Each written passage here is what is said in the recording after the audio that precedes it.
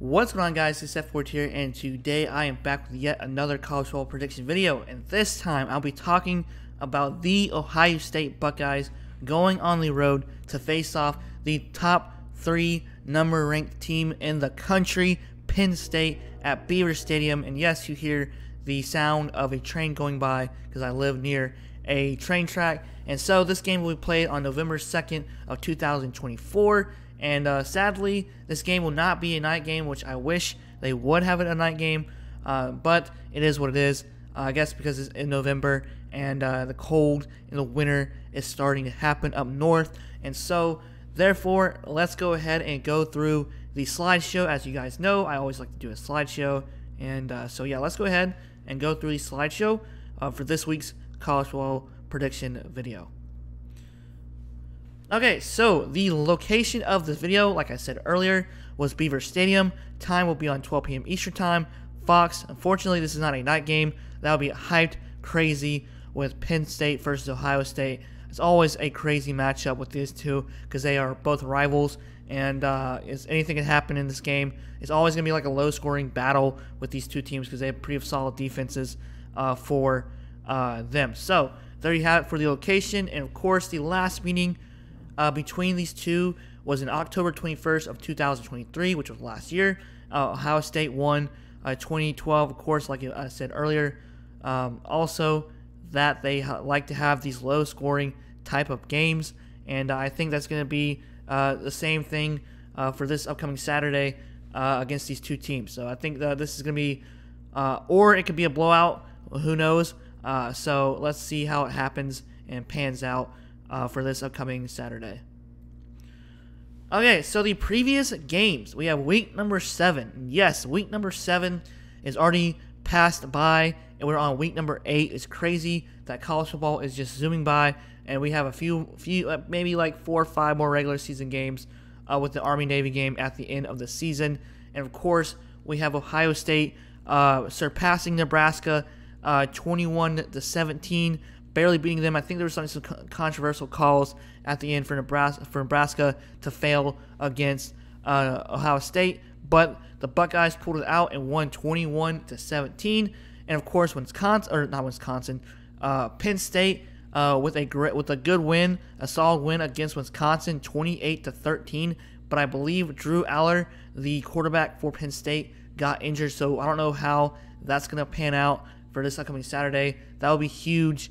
Advantage for Ohio State, but you never know what can happen for college football. You definitely don't want to see guys injured. You want to see the top best players play against the rivals, and it stinks for Drew. I hope nothing serious with, I think, his shoulder or his hand. I didn't watch both games, but I did hear the news about that. And of course, we have the matchup predictor. We have Ohio State with a 68.2% over Penn State's 31.8%.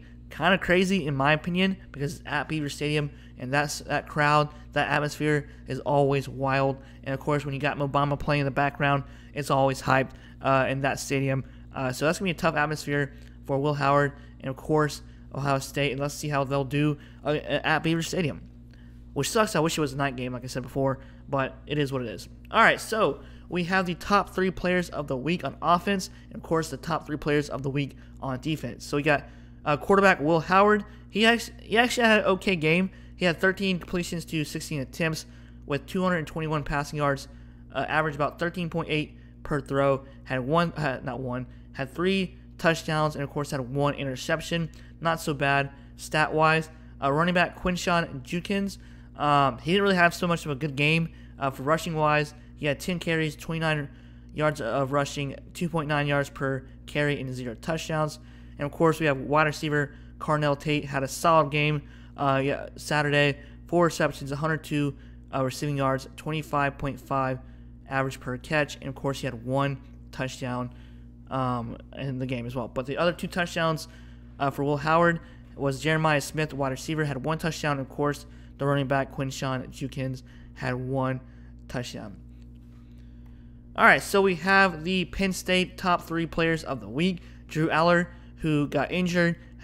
Before he got injured, he went 14 for 18, 148 passing yards, averaged about 8.2 yards per throw, and had 1 touchdown. So decent before the incident happened. And of course, running back Katron Allen had 11 carries, 86 rushing yards, 7.8 yards per carry, and 1 touchdown. Solid game for him. Then we had wide receiver Harrison Wallace III. He had 5 receptions, 67 yards, averaged about 13.4 per catch, and of course he had 0 touchdowns for the evening. All right, and also the other touchdowns receiving wise, we have running back Nicholas Singleton with 1, and wide receiver Khalil Dinkins with 1 as well. So there you have it for the top 3 players of the week on offense. And now let's go ahead and go through the defensive side of the ball as well. So we got linebacker Cody Simon with 8 total tackles, 4 solo, and 3 tackles for losses. Had a solid game for him. And of course, defensive back Denzel Burke has 6 total tackles, 5 solo, 2 tackles for losses. Had a solid day for him as well. And of course, defensive edge or defensive lineman JT. I'm not going to pronounce that last name because I know I'm not going to. That's just a difficult name, so I'm not going to try to pronounce that name. I'm just going to say JTT had 5 total tackles, 4 solo, 1 sack, and 1 or 2 tackles for losses. Solid day for him also. And of course, they had an interception for Ohio State's defense with defensive back Jordan Hancock with 1 interception as well.